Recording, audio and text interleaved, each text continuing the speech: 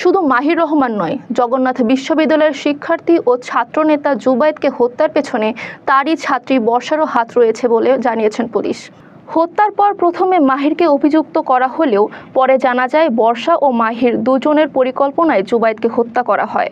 মঙ্গলবার সকালে বংশাল থানা ওসি রফিকুল ইসলাম জানান, অভিযুক্ত ওই ছাত্রী ও মাহিরকে জিজ্ঞাসাবাদ শেষে হত্যার পরিকল্পনার বিষয়টি নিশ্চিত করেছেন তারা।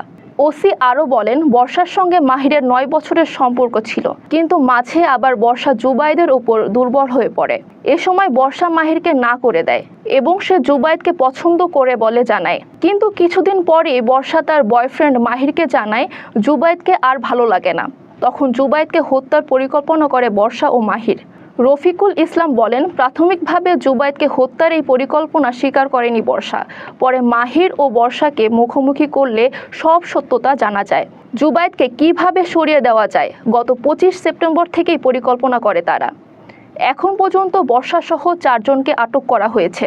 উল্লেখ্য, পুরান ঢাকার আলমানি টোলাতে পানির পাম্প গলিতে রোববার রাতে ছাত্রীকে পোড়াতে গিয়ে তার বাসার নিচেই হত্যার শিকার হন জুবায়েদ।